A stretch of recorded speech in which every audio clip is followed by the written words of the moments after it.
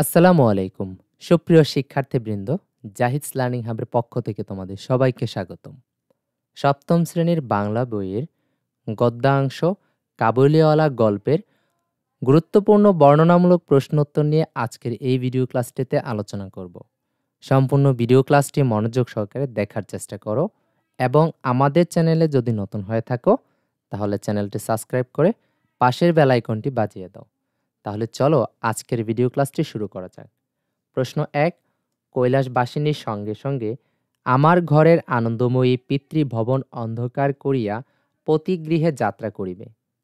উত্তর, আলোচ্য অংশটুকু রবীন্দ্রনাথ ঠাকুরের কাবুলিওয়ালা ছোট গল্প থেকে গৃহীত। রবীন্দ্রনাথ ঠাকুর এখানে বাঙালি ঘরের বাস্তব চিত্র এই উক্তির মধ্য দিয়ে তুলে ধরেছেন। ঘরের আনন্দময়ী বলতে মিনিকে বোঝানো হয়েছে। মিনির বিয়ে ঠিক হয় শরৎকালে পূজার ছুটির মধ্যে। শরৎকালে মা দুর্গা পতিগৃহে কৈলাস থেকে পিত্রালয়ে আসেন। সেখানে ৩ দিনের পর পিতা হিমালয় ও মাতা মেনকাকে ছেড়ে পতিগৃহে যাত্রা করেন। মিনিও তেমনি তার পিত্রালয় ছেড়ে পতিগৃহে যাত্রা করবে। মিনির বাবা ভাবেন কৈলাসবাসিনী দুর্গার মতো মিনিও পিতৃগৃহ ছেড়ে পতিগৃহে যাত্রা করবে। প্রশ্ন ২, তাহার পর্বত গৃহবাসিনী ক্ষুদ্র পার্বতীর সেই হস্তচিহ্ন আমারই মিনিকে স্মরণ করাইয়া দিল। উত্তর, আলোচ্য অংশটুকু রবীন্দ্রনাথ ঠাকুরের কাবুলিওয়ালা ছোট গল্প থেকে গৃহীত।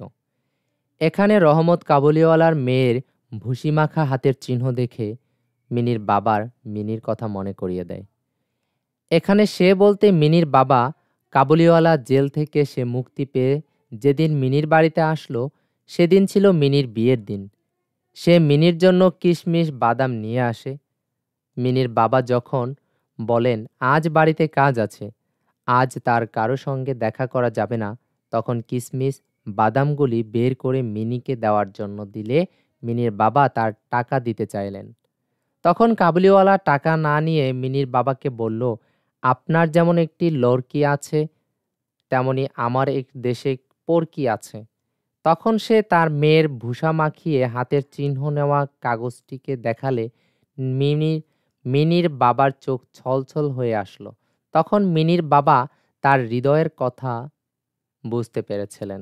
প্রশ্ন ৩, আজ আমাদের বাড়িতে একটা কাজ আছে, আমি কিছু ব্যস্ত আছি, তুমি আজ যাও।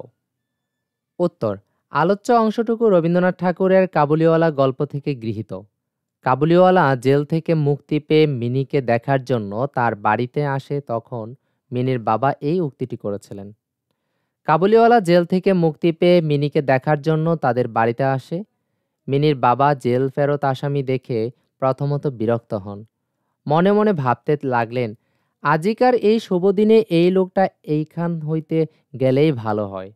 তখন তিনি কাবুলিওয়ালাকে বললেন, আজ তাদের বাড়িতে একটা কাজ আছে, তিনি কিছু ব্যস্ত আছেন, সে যেন আজ চলে যায়। প্রশ্ন ৪, তখন বুঝিতে পারিলাম সেও যে আমিও সেও পিতা আমিও পিতা। উত্তর, আলোচ্য অংশটুকু রবীন্দ্রনাথ ঠাকুরের কাবুলিওয়ালা গল্প থেকে গৃহীত। এখানে রবীন্দ্রনাথ দুই পিতৃহৃদয়ের অনুভূতি এই উক্তির মধ্য দিয়ে ব্যক্ত করেছেন। এখানে সে বলতে মিনির বাবা কাবুলিওয়ালা জেল থেকে মুক্তি পেয়ে যেদিন মিনির বাড়িতে আসলো সেদিন ছিল মিনির বিয়ের দিন। সে মিনির জন্য কিশমিশ বাদাম নিয়ে আসে।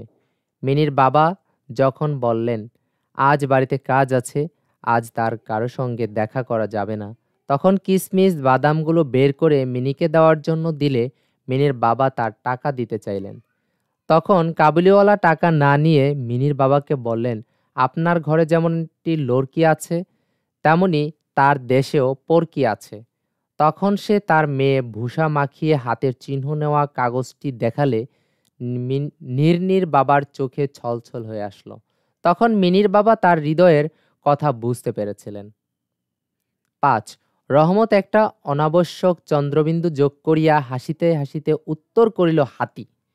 উত্তর, আলোচ্য অংশটুকু রবীন্দ্রনাথ ঠাকুরের কাবুলিওয়ালা ছোট গল্প থেকে গৃহীত।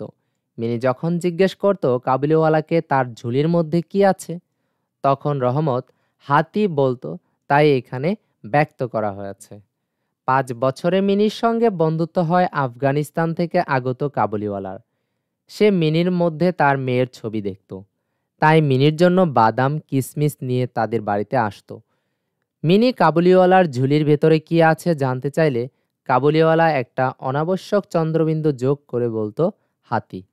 শিক্ষার্থীবৃন্দ, আজকের এই ভিডিও ক্লাসটিতে আমরা এই টপিক থেকে গুরুত্বপূর্ণ প্রশ্নগুলো নিয়ে আলোচনা করলাম। সম্পূর্ণ ভিডিও ক্লাসটি মনোযোগ সহকারে দেখার জন্য অসংখ্য ধন্যবাদ। পরবর্তী সেশনে তোমাদের সাথে আবারও দেখা হবে। আল্লাহ হাফেজ।